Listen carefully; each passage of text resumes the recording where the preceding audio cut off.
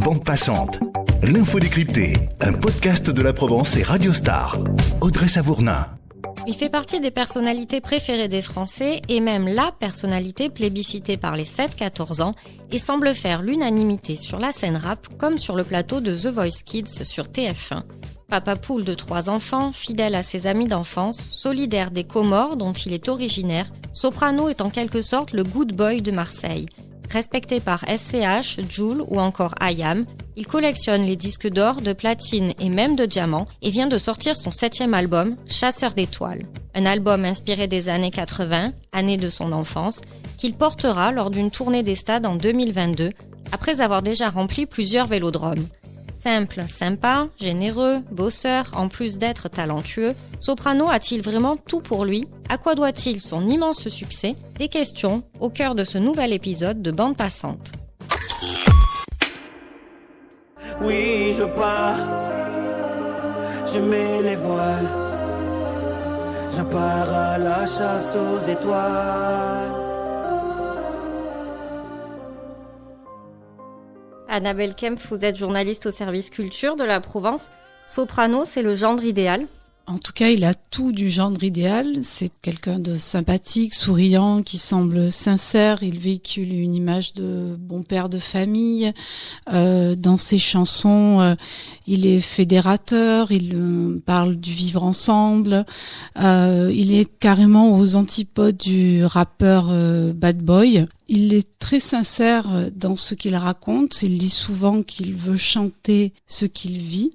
Du coup, ce côté lisse, parce qu'il porte un discours positif, il en a conscience, mais pour autant, il ne va pas changer ce qu'il est. Oui, il assume tout pleinement. Oui, il assume à la fois cette image de rappeur positif et à la fois cette musique qui est, certes, il vient du rap, mais il a évolué vers ce qu'on appelle aujourd'hui la pop urbaine, et il assume pleinement ce choix. Sans le revendiquer par ailleurs, mais juste il fait ce choix-là et donc il poursuit dans cette voie-là. C'est ce qui permet certainement de toucher un public aussi large. Tout à fait, à la fois cette musique qui reste quand même dans l'air du temps, c'est l'évolution un petit peu du rap ces dernières années.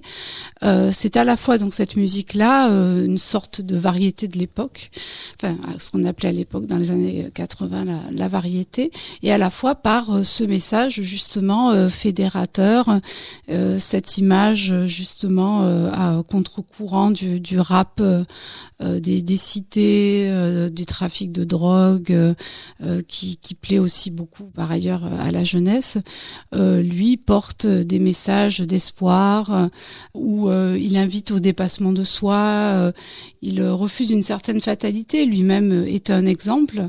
Il s'est constitué tout seul, il vient des quartiers nord de Marseille. Avec ses amis, il a créé sa propre structure, ce qui lui permet en fait de maîtriser un petit peu du début à la fin tout ce qu'il est, toute sa musique, tout ce qu'il veut véhiculer justement comme image, comme message. Et c'est aussi, je pense, ce qui fait sa force. Un peu plus près des étoiles, là où les rêves n'ont pas de frontières.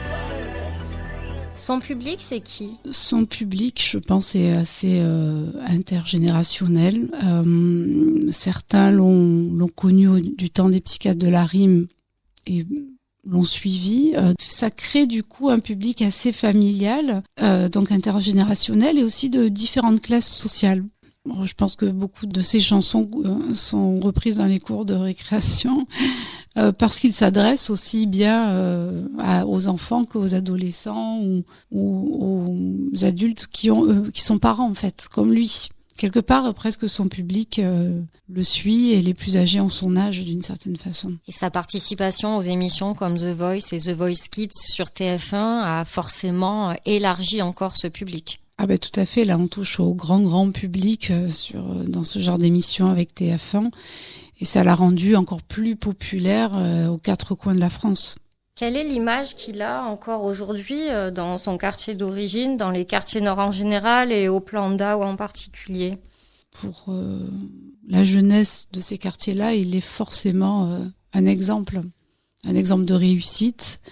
Et à la fois un espoir justement pour cette jeunesse-là de ces quartiers dits difficiles, montrer qu'il n'y a pas de fatalité, qu'on peut aussi réussir en se prenant en main et en décidant, en faisant les bons choix et en se lançant pleinement dans son rêve. Lui, c'est ce qu'il a fait. On a le sentiment qu'il fait l'unanimité. Il semble intouchable d'une certaine façon à Marseille. Beaucoup de rappeurs très différents les uns des autres lui reconnaissent son talent.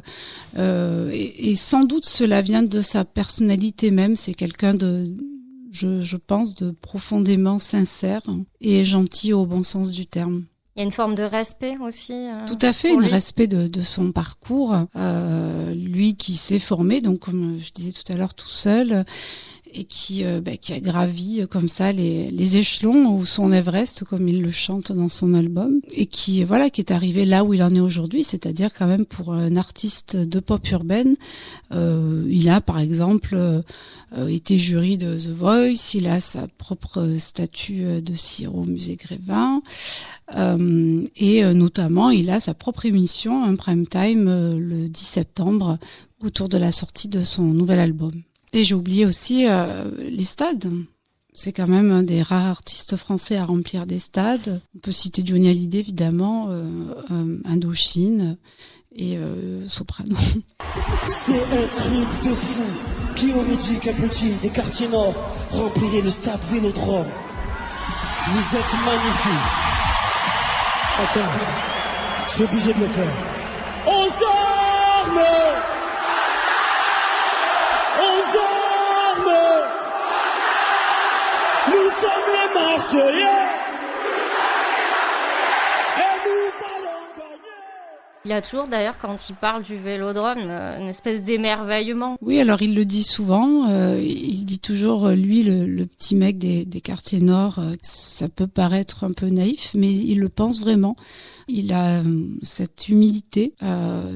Il a choisi notamment aussi de rester vivre à Marseille, chez lui, autour des siens, avec sa famille. Il est justement, je pense que ce qui fait aussi le succès de Soprano, c'est ça, c'est ce côté. Il montre une certaine accessibilité, une simplicité en tout cas, ce qui le rend assez proche des gens. Docteur, je me reconnais pas donc. Ce son je serai ding ding ding ding ding. Accompagné que de ding ding ding ding ding. Docteur dit que je suis ding ding ding. Gilles Roff, vous êtes journaliste, auteur du documentaire Marseille, capitale rap. Quelle place Soprano occupe-t-il sur cette scène? Soprano, c'est un incontournable de la scène rap marseillaise. Il est arrivé, c'était un peu la troisième génération du rap, après IAM, après la Funky Family, et il est arrivé avec Psychiatre de la Rime. Et puis, il est maintenant un ancien pour toute la nouvelle génération qui est arrivée derrière, Jul, STH, etc. Et puis, Soprano aussi, c'est quelqu'un que tout le monde apprécie, que tout le monde respecte, pour sa réussite, d'abord, évidemment, hein, puisqu'il est quand même stratosphérique, là, dans ce qu'il entreprend. Et puis aussi pour sa personnalité et le fait qu'il reste totalement accessible pour tout le monde, quoi. C'est ce qui explique le fait que personne ne le critique jamais. C'est très difficile de trouver quelqu'un qui dit du mal de Sopra. Il y a quelques petites critiques sur sa musique, le fait qu'il ait fait ce tournant variété depuis quelques années, qu'il fasse plus, on va dire, du hip-hop que du hip-hop, que du rap. Mais au-delà de ça, le fait que ce soit quelqu'un de très positif, ce soit quelqu'un qui est toujours à l'écoute des autres, ce soit quelqu'un qui participe à différents projets, voilà, et puis qui reste quand même comme il a toujours été. Moi, je le connais depuis je dirais 20 ans, voire un peu plus, et c'est vraiment quelqu'un qui a gardé cette personnalité-là hyper positive. Et ça fait que les gens l'apprécient malgré, c'est vrai, le fait que il passe sur TF1, il est connu dans la France entière, etc. Ce qui pourrait être un facteur de reproche dans un milieu musical qui aime bien ce qu'on appelle la street credibility, c'est-à-dire la proximité avec la rue, avec le quartier, etc. Oui, c'est très surprenant dans votre documentaire. On entend SCH, donc un des rappeurs nouvelle génération, on va dire, parler de lui avec beaucoup d'admiration en le comparant à Barack Obama. Oui, c'est très drôle cette comparaison, mais il dit quelque chose aussi. Il dit c'est la réussite noire marseillaise. Et je pense qu'il a aussi raison à ce niveau-là. Il y a d'autres personnes, je pense à Pape Diouf, je pense peut-être au député Saïd Hamada aussi, qui ont eu des parcours forts. Mais c'est vrai que des blacks, comme on dit, qui réussissent comme ça, de cette manière-là. Alors Sopra, en plus, il part vraiment d'un quartier très éloigné du centre-ville, Plomb-Daoust. Donc voilà, c'est quelqu'un qui part d'un milieu très dur, et qui arrive parmi les personnalités les plus appréciées des Français. Donc c'est au niveau de la réussite, c'est quelque chose de très fort. Et je pense qu'il y a un autre élément aussi qui fait que le milieu rap marseillais le respecte beaucoup, c'est que Soprano a mis en action, on va dire, ses idées de base qui étaient de faire progresser les gens autour de lui en même temps que lui. C'est-à-dire que sa réussite, c'est pas une réussite individuelle, c'est une réussite de collectif aussi.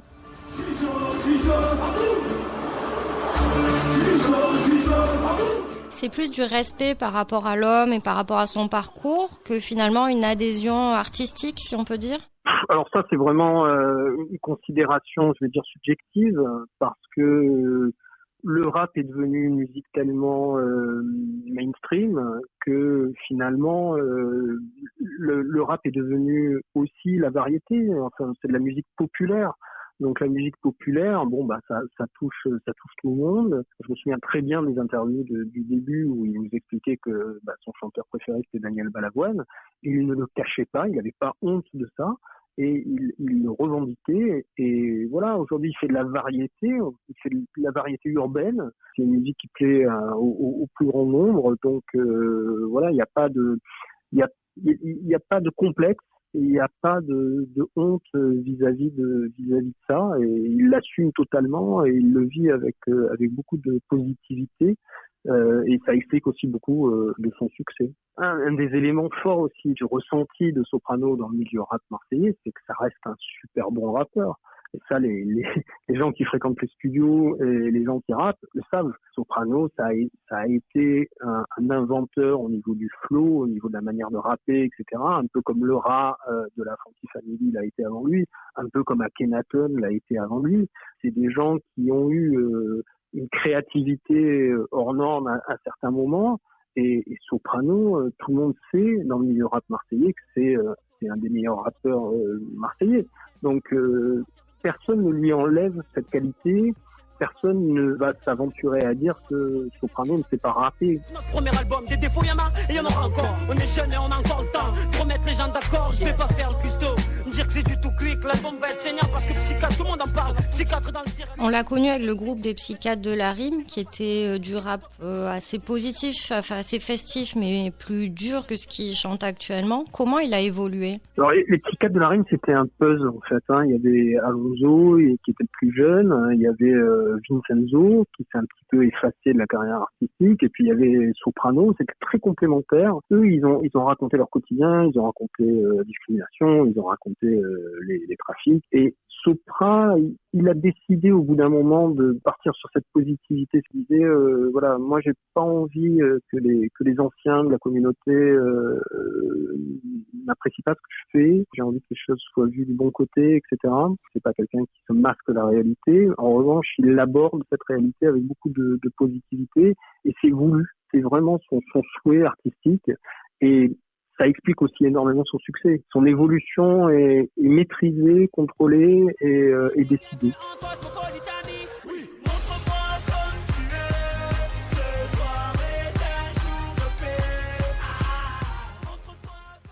Il apparaît comme quelqu'un de spontané, de sincère, mais il y a quand même un travail marketing entre guillemets.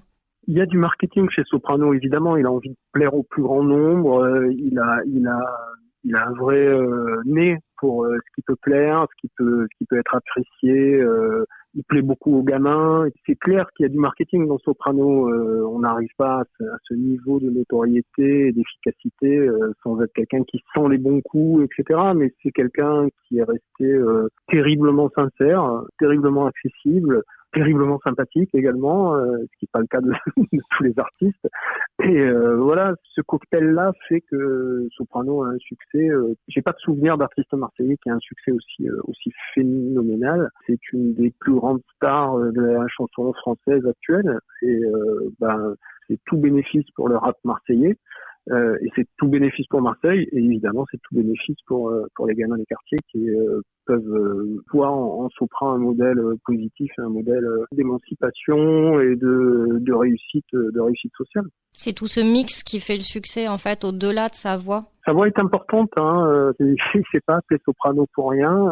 Je me souviens de concerts au début, vraiment au tout début, où les psychiatres commençaient à peine à être connus, ou entendre juste la voix de Soprano backstage qui commençait à rentrer à peine sur scène faisait vibrer les gens, donc ça voulait dire qu'on savait déjà à la voix qui était Soprano, mais il n'y a pas que la voix dans Soprano, il y a tout, il y a l'attitude, le côté sympathique, le côté positif, la personnalité, le côté feel good, la musique très transversale, qui a pas de limite, qui a pas de barrière, et qui passe d'un truc très street à un truc très variétoche. Bon voilà.